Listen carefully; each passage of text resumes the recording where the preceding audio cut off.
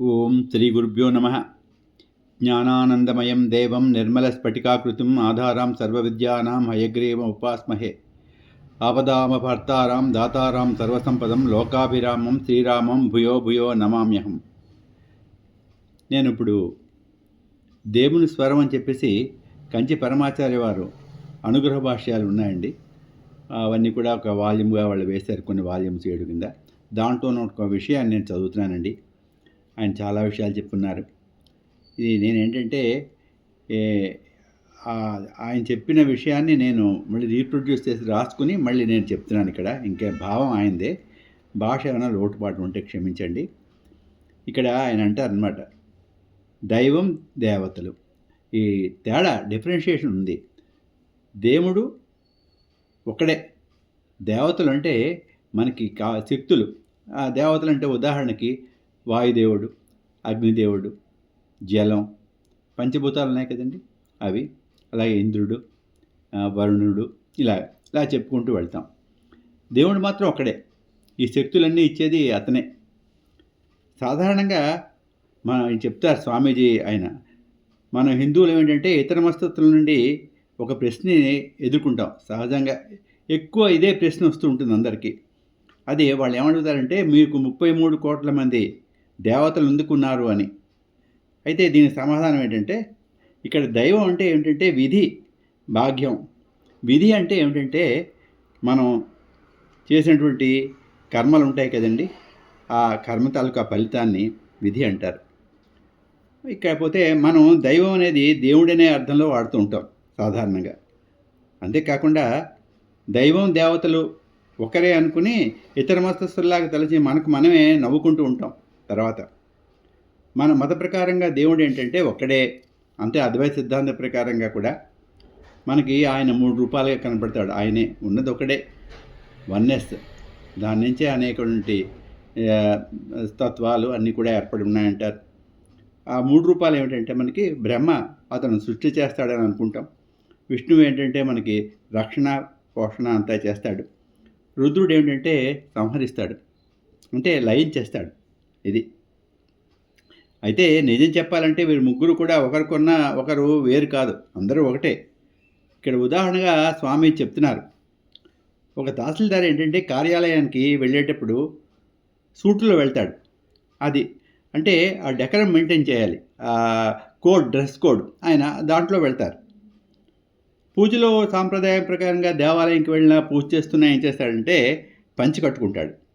ఒకవేళ ఆయన భార్య ఏదైనా కారణం వల్ల వంట చేయకపోతే ఆయన ఏం చేస్తాడు, తుండుగుడ్డ, ఒక తువ్వాలాంటిది కట్టుకుని ఆయన వంట కూడా చేస్తాడు. ఇలాగా సామాన్యులైనటువంటి మనమే ఇన్ని రకాలుగా ఈ శరీరంలో వేషాలు ధరిస్తూ ఉంటే ఆ భగవంతుడు అనేవాడు మరి ఎన్ని కార్యాలు చేయాలి అయినా దాన్ని బట్టి, ఆయన చేసేటువంటి కార్యాలను బట్టి రూపం మార్చుకుంటూ ఉంటాడు. అదే మనం పురాణాల్లో అవతారాలను కూడా చెప్పుకుంటాం. దీన్ని బట్టి చూస్తూ ఏమవుతుందంటే మనకి ఆత్మకి శరీరమే వస్త్రాలని భగవంతుడు గీతలో చెప్పిన విషయం ఇదే అని తెలుస్తూ ఉంటుంది. ఆయన అక్కడ శ్లోకం, వాసాంసి జీర్ణాన్ని యథా విహాయ సవాన గుహ్ణతి రోపరాణి తథా శరీరాణి విహాయ జీర్ణాన్య అని సంయాతి నవాని దేహే. ఒకటి క్షమించాలి, నాకు ఈ శ్లోకాలు చదవడం సమంగా రాదండి, అంచేత చదివాను. అంటే దీనికి ఏంటంటే అర్థం, జీర్ణమైనటువంటి ఈ బట్టను మనం ఎలా అయితే చిరిగిపోయిన దాన్ని మార్చుకుని కొత్తది వేసుకుంటామో, అలాగే కూడా ఈ ఆత్మ ఏం చేస్తుందంటే ఈ జీర్ణమైనటువంటి శరీరం ఏదైతే ఉంటుందో దాన్ని విడిచిపెట్టేసి కొత్త శరీరం ధరిస్తుందని. ఇంకా అదే అండి అర్థం. ఇక్కడ ఆయన చెప్తున్నారు, మనం బలహీనులం కనుక వేరు సమయాల్లో వేరు వేషధారణ చేసుకుంటూ ఉంటాం ఏమండి మనం. అదే దేవుడైతే సర్వశక్తిమంతుడు కనుక అతడు ఒకే సమయంలో అనేకమైన వేషాలు ధరిస్తాడు. ఆయన అంటే అనేకమైన కార్యాలు చూస్తూ ఉంటాడు కదండి, అంచేత నానా రకాల వేషాలు ఆయన వేస్తాడు. మనం ఒకే సమయంలో ఒకే పని చేయగలం ఏమండి, చేయలేం అంతకంటే. అయితే ఈశ్వరుడు సర్వశక్తిమంతుడు కనుక ఆయన ఒకే సమయంలో అనేక పనులు చేస్తూ కూడా అనేక రూపాలు ధరిస్తాడు. మనం ఏమిటంటామంటే వాటిని దివ్య రూపాలు అని చెప్తూ ఉంటాం మనం. అయితే ఈ దివ్య రూపాల్లో మనకేంటంటే లక్ష్మి, ఈశ్వరుడు, పరమేశ్వరి, విఘ్నేశ్వరుడు, సుబ్రహ్మణ్యుడు అని ఇలాగా ఉంటారు. వీరు ఒకే సమయంలో ఒక పని చేసినప్పటికీ కూడా లోపల తామే పరమాత్మని ఎరుగుదురు. వీడికి ఎరుకుంటుంది. అంచేత ఈ కారణం చేత వారు మోక్షంతో సహా అన్నిటినీ కూడా మన మనుషులకి ఇయ్యగలరని చెప్తున్నారు ఆయన. ఇక దేవతల్లో వారు ఎవరు కూడా తాము పరమాత్మ స్వరూపంగా భావించుకునే కోవకు చెందిన వారు కారు అని చెప్తున్నారు ఈయన. దేవతలు వేరు, దేవుడు వేరు, ఇందాక అనుకున్నట్టుగా. అయితే ఏంటంటే చెప్తారు, అన్ని లోకాలను సృష్టించి తరువాత ఆ జీవులన్నింటికీ కూడా అన్నము నీడ కల్పించడానికి నింగి, నీరు, నిప్పు, నేల అనేటువంటి వాడిని నేను కూడా సమపాళ్లలో కలిపి భగవంతుడు మనకి ఇస్తాడండి అతను. అలాగే మనకి షడ్రుచులు, 6 రుచుల్లో ఏదో ఒక రుచి కలిగినటువంటి వేరువేరు పదార్థాలను మిశ్రమం చేసి వేల రకాలను తినుబండారాలను మనం తయారు చేసుకుంటూ ఉంటాం. అదేవిధంగా భగవంతుడు కూడా ఇవే 5 తత్వాలు కలిపి పంచభూతాలు అంటాం. గాలి, నీరు, అగ్ని, వాయువు, ఆకాశం, పంచభూతాలు. ఈ తత్వాలు కలిపి అన్ని జీవులకు జీవనాన్ని ఇచ్చాడు. అది అన్ని జీవులు మనకి 84 లక్షల యోనుల్లో పుడుతూ ఉంటారు కదండి. ఈ రకరకాలుగా ఈ పంచభూతాలను కలిపి మనం ఎలా అయితే ఆహార పదార్థాలని రకరకాలుగా ఎలా చేసుకుంటామో కొన్ని వేలకు వేలు, అలాగే భగవంతుడు కూడా ఈ వాటికి జీవితాన్ని ఇచ్చాడని చెప్తారు. ఇకపోతే పంచభూతాలు ఏంటంటే వాటి వేరు మిశ్రమాలు అన్నీ కలిపి జీవులకు సరిపడా వాటిని రక్షించే విధంగా ఉండాలని చెప్తున్నారు ఆయన. అయితే ఈ బాధ్యత ఏంటంటే అది ఒక భగవంతుడు దేవతలకు అప్పచెప్తాడు. భగవంతుడు ఇందాక చెప్పుకున్నట్టుగా దేవుడు వేరు, దేవతలు వేరు. భగవంతుడు ఏం చేస్తాడంటే సర్వాంతర్యామి, అతను అందరిలోనూ ఉంటాడు, అతిశక్తిమంతుడు. అంచేత అతను ఏం చేస్తాడంటే దేవతలకి ఈ పనులు డివిజన్ చేసి అప్పచెప్తాడు. అప్పుడు ఆఫీసుల్లో చూడండి, మనకి ఇంజనీరింగ్ డిపార్ట్మెంట్ ఒకటి ఉంటుంది అనుకోండి, దాంట్లో డ్రాయింగ్ ఆఫీస్ అని ఒకటి ఉంటుంది, తర్వాత ఎస్టిమేట్ సెక్షన్ ఒకటి ఉంటుంది, తర్వాత అది ఎగ్జిక్యూట్ చేయడానికి ఎస్టిమేట్స్ అప్రూవ్ అయిన తర్వాత టెండర్స్ ఉంటుంది. ఈ టెండర్స్ తర్వాత అది వర్క్ చేయడానికి వాళ్ళు ఆ సైటు ఎక్కడైతే ఉంటుందో ఆ సైట్లో మనుషులందరూ పనిచేస్తూ ఉంటారు. అది వేరు. మళ్ళీ వీళ్ళ జీతాలందరూ చేసేవాళ్ళు ఆఫీస్లో ఉంటారు, గుమస్తాలు అంటారు. ఇలాగా వేటి డిపార్ట్మెంట్ ఉంటాయి. వాటన్నిటి కూడా పెద్దలు కూడా ఉంటారు. అంటే ఆ సూపరింటెండెంట్ చేయడానికి సూపరింటెండెంట్ అనండి, వాళ్ళని ఎగ్జిక్యూటివ్ ఇంజనీర్ అంటారు, చీఫ్ ఇంజనీర్ అంటారు, ఇలా ఉంటూ ఉంటాయి, విభాగాలు ఉంటూ ఉంటాయి. నేను సిఈలో పనిచేశాను కనుక ఇంజనీరింగ్ డిపార్ట్మెంట్లో అలా చెప్పాను నేను. అలాగే తక్కిన వాటిలో కూడా ఉంటూ ఉంటాయి. ఇక్కడ ఏంటంటే ఇది మనుష్య జాతి, జంతుజాతి, వృక్షజాతి అని ఎలా చెప్పుకుంటున్నామో అలాగే కూడా దేవతల్లో కూడా అది కూడా ఒక జాతి. అది ఈ లౌకిక జీవితంలో రాజు లేక ప్రభుత్వం అనేది వివిధ ఉద్యోగుల ద్వారా ప్రజలను రక్షిస్తూ ఉన్న విధంగానే భగవంతుడు ఈ దేవతల ద్వారా ఈ ప్రపంచాన్ని రక్షిస్తూ ఉన్నాడు. అది భగవంతుడు ఈ ప్రపంచాన్ని రక్షిస్తున్నాడు అంటారు. అంటే ఎవరి ద్వారా అంటే దేవతల ద్వారా. వాళ్ళకి ఒక్కొక్క పని ఇస్తాడు. ఆ పని సవ్యంగా చేస్తుంటే మనందరం కూడా ఆనందంగా ఉంటాం. అయితే దానికి తగ్గ విధంగా మనం కూడా ఏం చేయాలి అనేది ఇక్కడ పరమాత్మ చెప్తారు.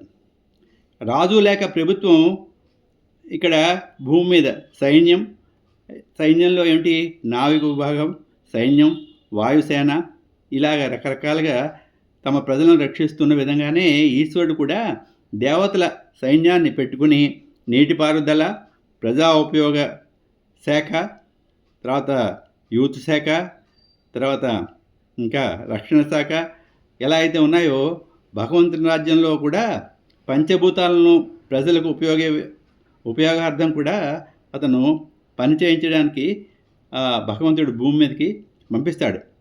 ఈ దేవతలను ఏం చేస్తాడంటే భగవంతుడు మనకు అనుకూలంగా పనిచేయమని ఆ దేవతల్ని పంపిస్తాడు. దేవతలు అనేటువంటి అధికారులు ఉన్నారు, వాళ్ళలో కూడా అధికారులు ఉంటారు. ఇప్పుడు ఉదాహరణకి పర్జన్యుడు వాన కురిపిస్తాడు కదా, ఈ దేవతలందరికీ కూడా దేవరాజు ఎవరంటే ఇంద్రుడు అంటారు. ఇంద్రుడు ఆధీనంలో ఈ దేవతలు ఉంటూ ఉంటారు. ఆ ఇంద్రుడు కూడా పై అతను ఎవరు అంటే భగవంతుడు ఒక్కడే. అతనే సర్వాంతర్యామి పరమేశ్వరుడు అంటారు అతను. అందుకే దేవుడు. దేవుడు వేరు, దేవతలు వేరు అని చెప్తున్నారు కదండి పరమాచార్య. అలాగే జీవుల్లో మనం రకరకాలుగా చూస్తూ ఉంటాం. మనకి కనపడుతూ ఉంటారు. మనుషులు ఉంటారు, జంతువులు ఉంటాయి, కీటకాలు, వృక్షాలు. ఇలాగా ఆ మనుగడ ఏంటంటే నీటిలో కొన్ని ఉంటాయి, ఆకాశంలో ఎగిరేవి కొన్ని ఉంటాయి, చెట్ల మీద ఉంటాయి, పుట్టలు భూమి లోపల ఉంటాయి. ఇలా రకరకాలుగా ఉంటాయి కదండి. అది అయితే మనుషుల్లో ఏంటంటే నీగ్రోళ్ళు, మంగోలియన్లు, వారి పలు సంతతి వారికి ఉన్నట్లుగానే ఇక్కడ వాళ్ళలో దేవతల్లో కిన్నర, కింపురుష, యక్ష, సిద్ధ, కింపురుష, సాధ్య, చారణ, గంధర్వ ఇలా మొదలైనటువంటి జాతులు ఉంటారు ఆ దేవతల్లో కూడా. ఇప్పుడు మనకేంటంటే మంగోలియన్ జాతి అంటారు. వాళ్ళు పొట్టిగా ఉంటారు, ముక్కు తప్పిడిగా ఉంటుంది. ఇంకా నిగ్రోలు నల్లగా ఉంటారు. ఈ యూరోప్లో వెళ్ళినట్టయితే మనుషులు వాళ్ళు కొంచెం పొడుగ్గా ఉంటారు, తెల్లగా ఉంటారు. ఇలా రకరకాలన్నమాట. అది మనం దేవతలను కళ్ళతో చూడలేం కదా అని వారికి ఉనికి లేదు అని అనుకోవడానికి వీల్లేదు. దేవతల్ని మనకు కనిపించరు కదా దేవతలు, ఏమండి? అంచేత మనం కనిపించినంత మాత్రాన వాళ్ళు లేరని చెప్పడానికి వీల్లేదంటున్నారు. మనం చూడండి, ఒక విసనకర్ర తీసుకుని ఒకసారి ఇలా విసిరేమనుకోండి, ఆ గాలి తగులుతుందనమాట. అలాగే చెప్పినటువంటి అనుష్ఠాన వలన పాటిస్తే, అనుష్ఠానం అంటే వాళ్ళు ఆ దేవతల్ని కొలవడం అక్కడ పెట్టుకుని ఆ మంత్రపూర్వకంగా వాళ్ళని పిలిస్తే దేవతలు పలుకుతారని చెప్తారు. అది మన భారతీయ సాంప్రదాయంలో మనం దేవాలయాలు, దేవతలు, మంత్రాలు ఇవన్నీ కూడా మనకున్నాయి. అది ఆ దేవతల అనుగ్రహాన్ని మనం పొందుతాం. ఎప్పుడు అంటే మనకు అనుష్ఠానం ఉండాలి, అనుష్ఠాన బలం. అది ఏమండి, ఒక దీన్ని పెట్టుకుని ఒక విగ్రహాన్ని రోజు క్రమం తప్పకుండా దానికి నివేదన చేస్తూ గురువు చెప్పినటువంటి మంత్రాన్ని మనం రోజు 100లో 1000 లక్షలు ఏవో ఉంటాయి, అవి చేస్తే మనకి ఆ దేవత తాలూకా సాక్షాత్కారం కానీ, మనకి ఏదైతే పని కావాలో ఆ పనిని ఆ దేవత నెరవేర్చడం కానీ చేస్తారనమాట ఆ దేవతలు, ఏమండి? అది తర్వాత మనం చేసే కర్మలకు దేవతలకు సంబంధం ఏమిటి అని మీరు అడగవచ్చు.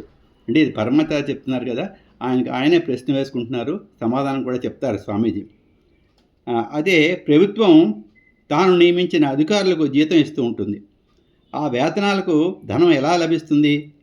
అది సుంకాల రూపంలో జనాల నుండి వారు వసూలు చేస్తారు.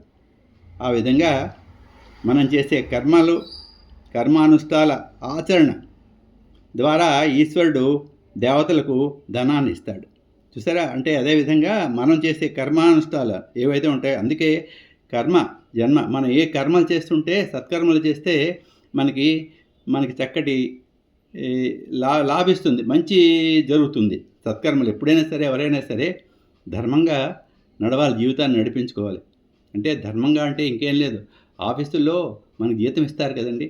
అయితే జీతం ఇచ్చినా సరే మనం లంచం ఎందుకు తీసుకుంటాం? లంచం తీసుకోవడం ఏంటి? అధర్మం అనమాట, అనైతికం, అది తప్పు అని భావించాలి.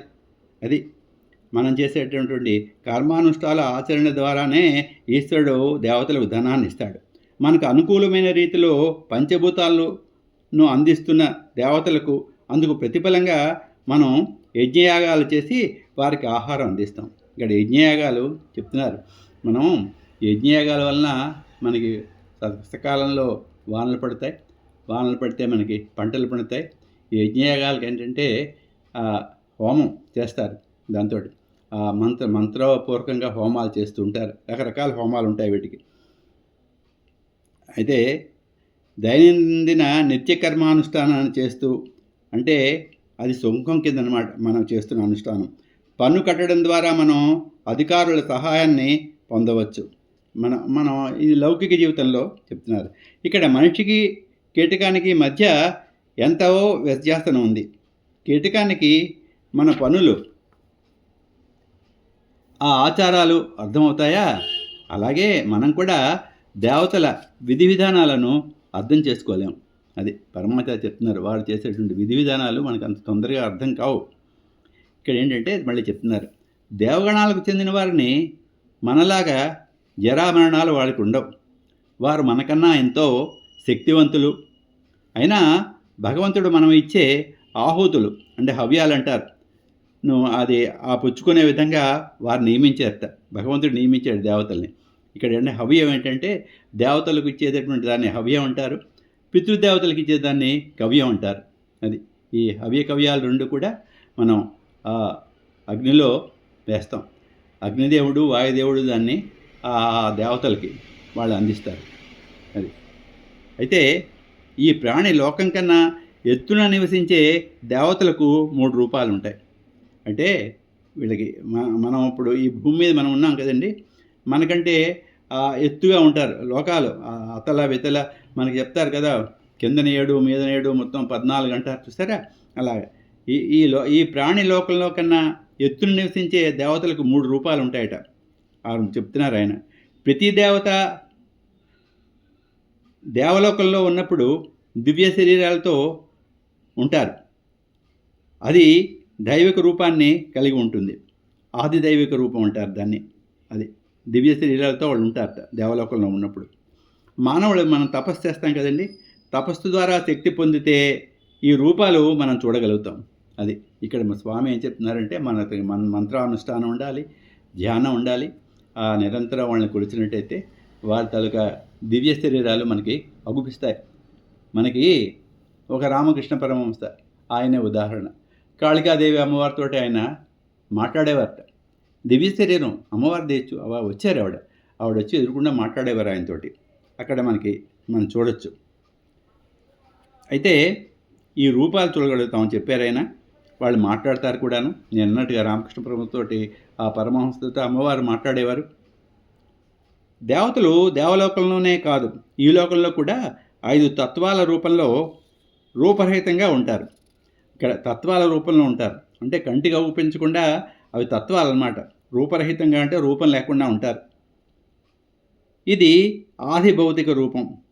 అది ఆది భౌతిక రూపం. ఉదాహరణకి ఏం చెప్తారంటే, నీరు అంతటిలో కరిగిపోయి వరుణ్ణి ఆది భౌతిక రూపంలో ఉంటుంది. అది నీరు అంతటిలో కరిగిపోయి అంటే ఉంటుందన్నమాట, అన్నిటిలోనూ ఉంటుంది. ఇప్పుడు మనం ఉన్నాం కదండి, అన్ని జీవుల్లో కూడా నీరు ఉంటుంది కదా. అది వరుణుని తాలూకా ఆది భౌతిక రూపం అని చెప్తున్నారు. ఈ మనిషిలో పంచభూతాత్మకమైనటువంటిది కదా ఈ శరీరం. అది నేను ఇక్కడితో ఆపుతున్నానండి. అంటే విషయం ఇది పార్ట్ 1 అని అనుకుందాం.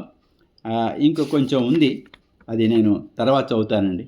నేను కేవలం చదువుకుని వెళ్ళిపోతున్నాను. ఎందుకంటే పరమాచార్య వారు చెప్పినటువంటి విషయాలు నేను వేరేగా పుస్తకంలో రాసుకొని చదువుతున్నాను.